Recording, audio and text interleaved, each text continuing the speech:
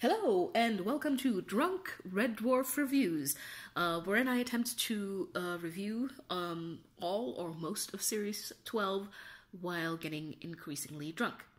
Now, it is quite late, and I've only had a little bit to drink, and I've only seen one episode, so we'll see how that goes. Meanwhile,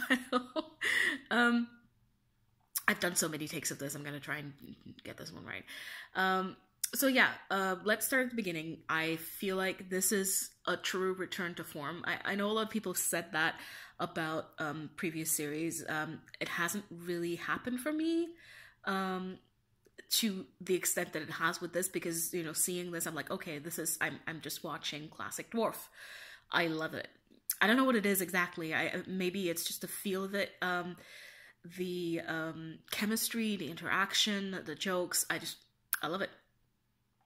I enjoyed the episode a lot more than I was expecting to. It did, from the previews, seem a little bit cheesy. And I was kind of expecting it to have that, let's look at Hitler and Stalin and, you know, all these dictators and get into that kind of science fiction trope where it's these dictators, but it's different, and we're seeing that. I mean, even Red Dwarf has done this previously. There are several appearances of Hitler himself. I mean, we see Napoleon. I mean, is he a dictator? Debatable.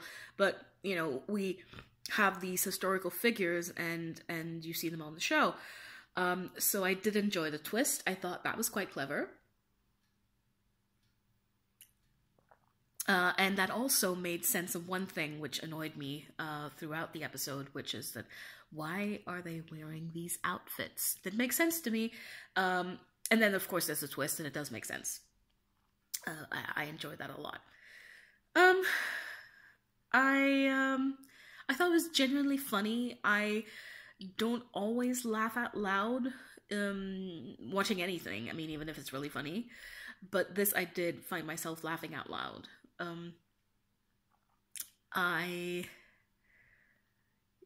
Yeah, it was a funny episode. I think it was an interesting concept. Not sure about the execution. I mean, what was the plot really? It was fun, but what really happened? I felt like it was a little bit too easily resolved. You know, twist notwithstanding. But all in all, it's a great starter app. I suppose what I'm missing is some kind of,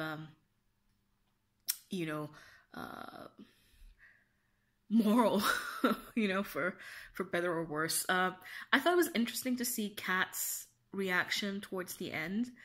I have a cat myself. She's right here. Where are you, Zeppy?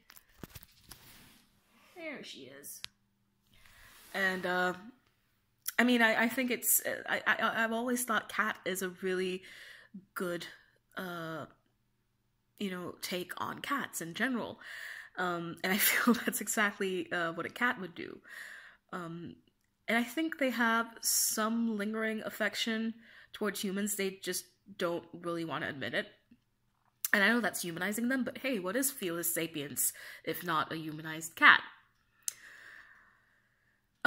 So I think I've covered most of it. I wanted to mention what a lot of people have talked about, which is the